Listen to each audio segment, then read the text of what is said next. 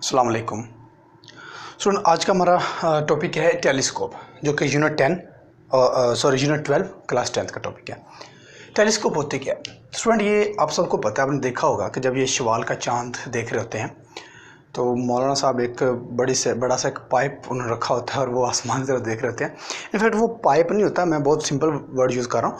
वो जो डिवाइस उन्होंने रखी होती है ना, जिस डिवाइस से वो चांद को देख रहे होते हैं या किसी और ऑब्जेक्ट को देख रहे होते हैं, उसको बोलते हैं टेलीस्कोप। ठीक है। अब टेलीस्कोप का काम क्या होता है कि ये जो डिस्टेंट ऑब्जेक्ट, जो दूर के ऑब्जेक्ट होते हैं, अब देखिए चांद बहुत दूर है अर्थ से, तो डिस्टेंट ऑब्जेक्ट को, दूर वाले ऑब्जेक्ट को क्लियर देखने के लिए जो डिवाइस यूज़ करते हैं उसको बोलते हैं टेलीस्कोप, राइट। तो हम इसकी डेफिनेशन कुछ यूँ लिखेंगे, डिवाइस विच इज़ यूज्ड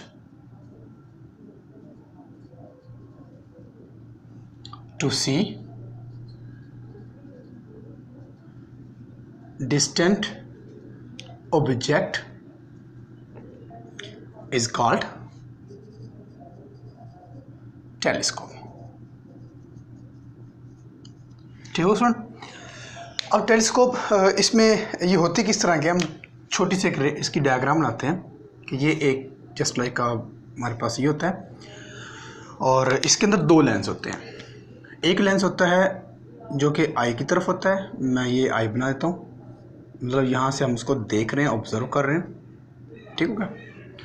और दूसरा लेंस होता है इस साइड पर जो कि ऑब्जेक्ट की तरफ होता है। तो सपोज हमारा ये वाला वो ऑब्जेक्ट है जिसको हम देख रहे हैं, ठीक है स्टूडेंट। तो इस वाले लेंस को, जो ऑब्जेक्ट के पास है, उसको हम बोलेंगे ऑब्जेक्टिव लेंस, और वो लेंस जो आई के पास है उसको हम बोलेंगे आई piece lens, eye piece lens, ठीक हो गया। अब ये होता इस तरह से है कि यहाँ से रे लाइट आती है, टकराती है, रिफ्रैक्शन का अमल होता है इस तरह, फिर एक और रिफ्रैक्ट होती है इस तरह, और ये फिर आइज़ में जाकर एक पॉइंट पर फोकस करती है और हमें वहाँ पर। अच्छा, इसमें देखें कि ये वाला जो पॉइंट है, ये यहाँ पर दोनों लाइट आकर मीट कर रही हैं, तो ये हमारे पास होगा फोकस पॉइंट। यानी कि जो ऑब्जेक्ट एक्चुअल में यहाँ पर है, लेकिन हमें नज़र कहाँ पर आएगा, इस वाले केस पे पॉइंट पर, ठीक है। क्योंकि यहाँ पर लाइट रे कन्वर्ज होती हैं, मीट करती हैं एक पॉइंट पर, तो यहाँ पर रे लाइट मीट करती हैं या फिर रिफ्रैक्शन, वहाँ पर हमें इमेज नज़र आता है। अब स्टूडेंट, इसमें दो तरह के लेंस यूज़ हुए हैं। एक है हमारे पास, एक है, मैं चलिए ये बनाता हूँ, objective lens. Objective lens student, अगर हम ऑब्जेक्टिव लेंस की बात करें तो इसका जो फोकल लेंथ होता है F O, small F, F stand for focal length and O stand for objective, यानी कि ऑब्जेक्टिव लेंस का फोकल लेंथ ये लार्ज होता है। लार्ज होने का मतलब है कि ये लेंस बड़ा होता है, लेंस लार्ज होता है। और दूसरा है आई पीस लेंस,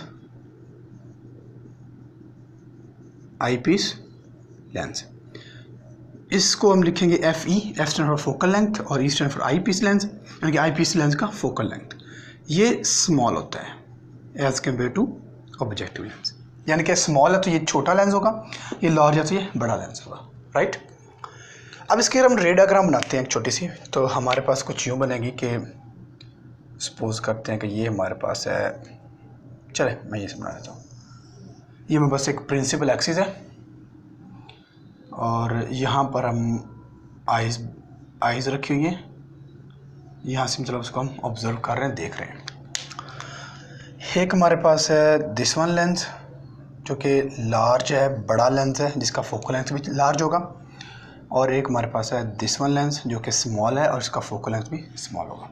ये आई के करीब है तो ये आई पीस लेंस होगा, आई piece lens, eye piece lens, ठीक है, मैंने शॉर्ट फॉर्म में लिख दिया। और ये होगा objective lens, objective lens, O L, objective lens, short form में लिखा मैंने। अब देखें, जो ऑब्जेक्टिव लेंस है इसकी बात हमने की है कि फोकल लेंथ इसका लार्ज होता है। अगर फोकल लेंथ लार्ज है तो ये इसका सेंट्रल पॉइंट होगा, इसका फोकल लेंथ आ जाएगा यहाँ तक ऑलमोस्ट, तो ये जो होगा इसका ये फोकल लेंथ होगा। चले मैं यहाँ बनाता हूँ, फोकल लेंथ एफ ओ, और इस वाले का जो होगा वो यहाँ से लेकर यहाँ तक होगा सपोज, ठीक है, ये मैंने सपोज कर लिया कि इसका बड़ा होगा, इसका छोटे वाला फोकल लेंथ होगा। अब इन दोनों के दरमियान जो डिस्टेंस है स्टूडेंट वो होता है हमारे पास यहाँ से लेकर यहाँ तक जो होता है वो होता है L, ठीक है, लेंथ। इस वाले केस में आपने याद रखना है कि जो लेंस, दोनों लेंस के दरमियान में डिस्टेंस होता है, यानी कि distance between objective lens and distance between eyepiece lens, जिसको हम कहते हैं कैपिटल L, वो ऑलवेज इक्वल होता है दोनों के फोकल लेंथ के सम के। ठीक हो गया। ये जो होता है ना, ये केस लेंथ इक्वल होती है दोनों के फोकल लेंथ के सम के, ये कंडीशन ओनली ये कंडीशन होती है जब हम टेलीस्कोप को डिस्कस करते हैं। कि टेलीस्कोप वाले केस में सिर्फ ये वाली कंडीशन होती है। अगर ये चेंज हो जाए कंडीशन तो ये टेलीस्कोप नहीं, ये माइक्रोस्कोप बन सकता है, कंपाउंड माइक्रोस्कोप बन सकता है।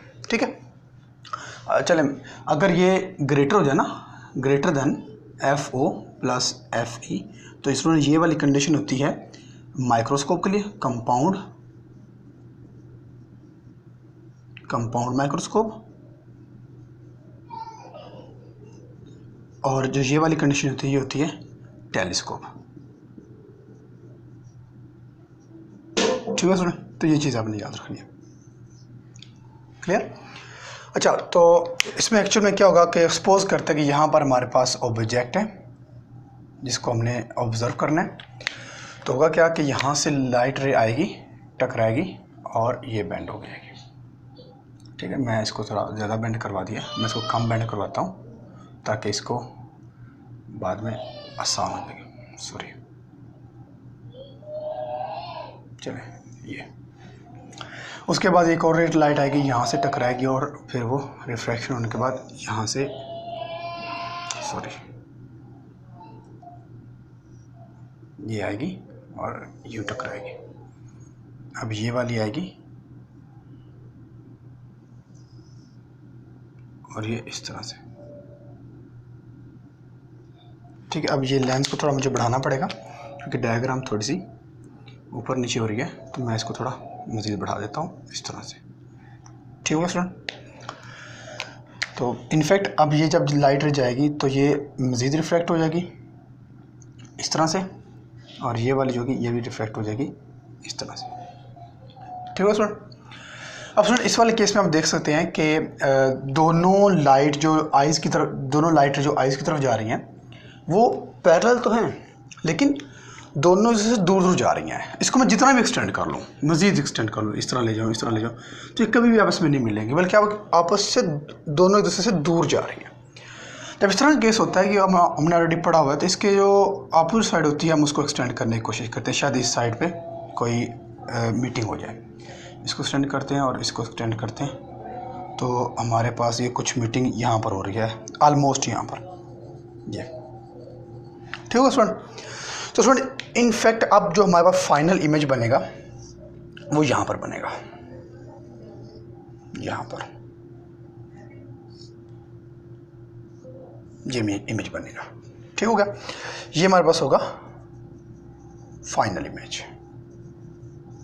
क्लियर? यानी कि देखें, एक तो हमारा फोकस पॉइंट था ये, यहाँ पर मीटिंग हुई, यहाँ पर इमेज जो बनेगा वो छोटे वाला बनेगा, फिर उसके बाद दूसरा लेंस है, जो दूसरे लेंस की वजह से इमेज बनेगा वो हमारे पास लार्ज इमेज बनेगा। इस तरह हम एक छोटे ऑब्जेक्ट को एक लार्ज मैग्नीफाइंग में देख सकते हैं विद हेल्प ऑफ टेलीस्कोप। अगर इसकी हम बात करें, अगर इसके हम मैग्नीफिकेशन की बात करें तो इसके मैग्नीफिकेशन का फॉर्मूला होता है F = FO/F।